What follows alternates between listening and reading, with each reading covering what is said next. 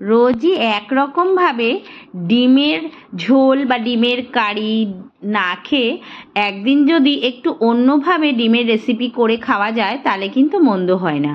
তাই জন্য আজকে নিয়ে এসেছি ডিমের অন্য একটি রেসিপি, ডাল ডিমের ঝোল। এই রেসিপিটি অত্যন্ত সুস্বাদু হয় এবং যদি সেভাবে তৈরি করা যায় তাহলে কিন্তু ডাল ডিম দিয়েই বুঝি দুপুরের সমস্ত ভাতটি খেয়ে নেওয়া যায়।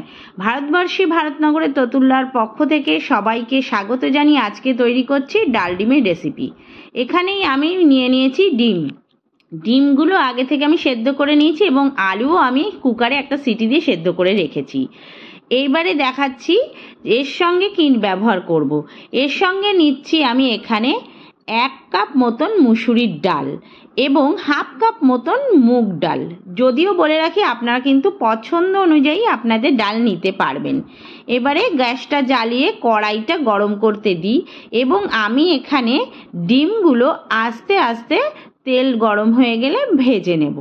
তেলটা গরম হয়ে এসছে, এবার এতে আমি ডিমগুলো এক এক করে ছেড়ে দিচ্ছি এবং নুন হলুদ পরপর দিয়ে ডিমগুলোকে সুন্দর লাল করে ভেজে নেব। তো যদি আপনারা এতে একটু লঙ্কার গুঁড়ো ব্যবহার করেন তবে কিন্তু এই ডিমের ভাজার কালারটা বেশ সুন্দর, একদম রেস্টুরেন্টের মতন আসে। তবে ঘরোয়া বলে আমি কিন্তু এখানে ওটা ব্যবহার করছি না, শুধু নুন হলুদ দিয়ে ডিমগুলো আমি সুন্দর করে এখানে ভেজে নিচ্ছি। তো ডিমগুলো এখানে ভালো করে ভাজা হতে থাকুক। ভাজা হতে হতে সাইডে আমি যে ডাল নিয়েছি সেই ডালটা একটু ধোয়ার ব্যবস্থা করি। তো আমি একটা বাটি নিয়ে নিয়েছি, বাটিতে 2 রকমেরই ডাল কিন্তু এখানে আমি ঢেলে নিচ্ছি।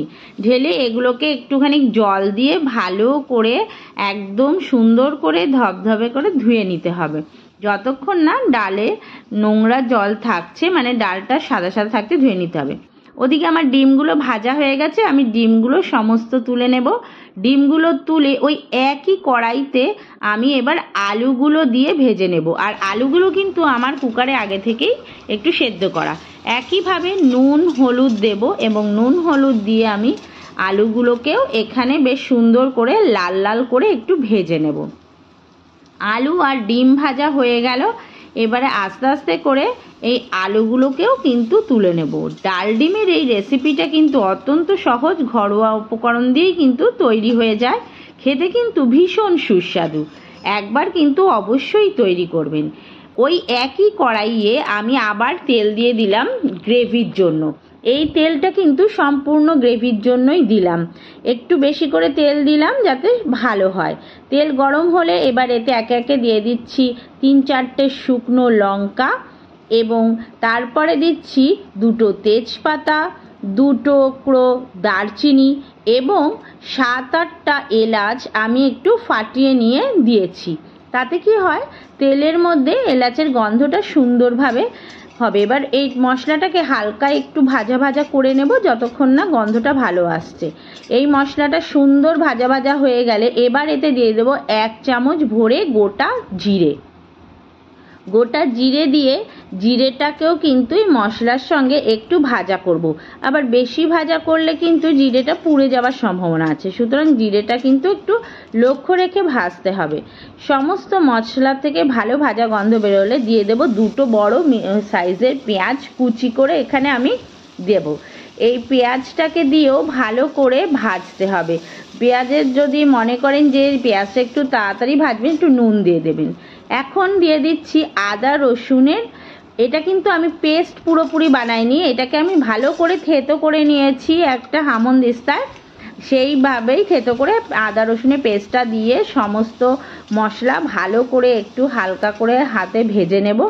ভাজা হয়ে গেলে দিয়ে দেব এতে আমার ধুয়ে রাখা ডাল। আবারও বলছি, আপনারা কিন্তু এখানে পছন্দ মতন ডাল ব্যবহার করতে পারেন। ঝালের জন্য দিয়ে দিলাম বেশ কয়েকটা কাঁচা লঙ্কা কুচিয়ে। এবারে ডাল লঙ্কা সমস্ত উপকরণ দিয়ে সুন্দর করে মিডিয়াম ফ্লেমে ডালটাকে কিন্তু একটু ভেজে নিতে হবে। ডালটা ভাজা হয়ে গেলে দিয়ে দিলাম গুঁড়ো মশলা, 1 চামচ ধনের গুঁড়ো, 1 চামচ দেবো জিরের গুঁড়ো, ঝালকে যেমন খেতে চান সেই অনুযায়ী লাল লঙ্কার গুঁড়ো এবং রঙের জন্য দিয়ে দেবো হলুদ।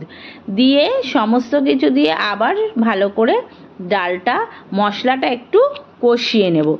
এইবারে ডালের সঙ্গে মশলাটা ভালো করে ভাজা করতে থাকলে দেখবেন কত সুন্দর একটা গন্ধ বেরোচ্ছে, তাতেই যেন মন ভরে যায়। এইভাবে ভালো করে ভাজা হয়ে গেলে এবার এখানে আমি প্রয়োজন মতো নুন দিয়ে দিলাম, আপনাদের স্বাদ মতন দেবেন। আর দিচ্ছি টমেটো কুচি। ভাবতেই পারেন টমেটো কুচি আগে দিলে হতো, কিন্তু ওই যে আগে যদি টমেটো কুচি দিয়ে দিই ডালটা কিন্তু সুন্দর ভাজা হবে না। টমেটো কুচি দিয়ে ভালো করে একটু নাড়িয়ে এবার দিয়ে দিলাম গরম জল। অবশ্যই এখানে গরম জল দেব, ঠান্ডা জল দিলেই কিন্তু ডাল টমেটোটা শক্ত হয়ে যাবে। আবার দিয়ে দেব স্বাদ অনুযায়ী নুন। নুনটা কিন্তু এই পর্যায়ে অবশ্যই দেখে নেবেন। প্রয়োজন অনুযায়ী জল দিয়ে, গরম জল দিয়ে এবার আমি এটাকে ঢেকে দেব এবং ভালো করে ফুটতে দেব মিনিট 5-6। এটা মনে রাখতে হবে যে ডিমের ডাল কিন্তু একদম গলে যাবে না, একটু দানা দানা মতন থাকবে, মুখে কামড় পড়বে, তাহলেই ভাল লাগবে। দিয়ে দিলাম ভেজে রাখা ডিম আর আলু। ভালো করে সুন্দর করে ডালটা ফুটে গেছে। এবার একবার ভালো করে খুন্তি দিয়ে ডাল ডিম ভালো করে সুন্দর করে নামিয়ে দেব। এই যে দেখেছেন কি সুন্দর ডালগুলো কিন্তু একেবারে গলে যায়নি, আমি দেখাচ্ছি, সুন্দর দানা দানা রয়েছে। এর থেকে আর বেশি কিন্তু খুব বেশি গলাবো না, তাহলে কিন্তু ভালো লাগবে না। এখন আমি এটাকে আরেকটুখানি ফুটতে দেব এবং এটাকে আরেকবার আমি ভালো করে নাড়িয়ে নেব, একটু ঢাকা দিয়ে আরও 3-4 মিনিট পর্যন্ত এটাকে ফুটতে দেব। ভালো করে ফুটলে এখন দেখুন আমার 3-4 মিনিট হয়ে গেছে। ডাল ডিম কিন্তু প্রায় শেষের পথে, অত্যন্ত কম সময় লাগলো। এইবারে আর দুটো একটা জিনিস দেব, তাহলেই শেষ হয়ে যাবে ডাল ডিমের রেসিপি। খুব ভালো, খুব টেস্টি, অবশ্যই একবার করে খেয়ে দেখবেন। শেষে অর্ধেকটা লেবু চিপে এর মধ্যে রসটা দিয়ে দিলাম, এতে করে টেস্টটা একদম দারুণ ভাল লাগে। আর 1 চামচ বাটার দিয়ে দিলাম, এটা অপশনাল, যারা বাটার পছন্দ করেন না, ঘি বাটার, তাদের কিন্তু কোনো দেওয়ার দরকার নেই। তবে হ্যাঁ, বাটার দিলে টেস্টটা একদম রেস্টুরেন্টকেও হার মানায়, তাই একটু 1 চামচ মতন বাটার দিলে ভালোই লাগে। ব্যাস, আর শেষে 1 গুচ্ছ কুচানো ধনেপাতা দিয়ে শেষ করছি ডাল ডিম। আমি এবারে গ্যাসের ফ্লেমটা হাই রেখে একটু নাড়িয়ে নিয়ে ফ্লেমটা আমি বন্ধ করে দেব। তৈরি হয়ে গেল আজকে অতি সুস্বাদু একদম ঘরোয়া উপকরণ দিয়ে তৈরি ডাল ডিম। এখন আমি এটাকে একটা বাটিতে নামিয়ে আপনাদেরকে দেখাচ্ছি।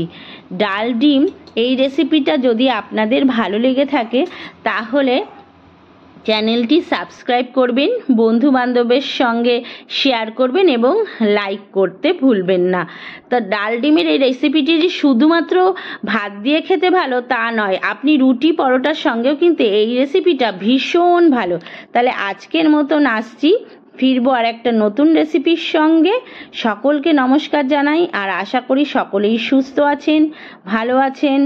আজকের এই ডাল ডিম এখানেই রাখলাম। নমস্কার, সবাই ভালো থাকবেন।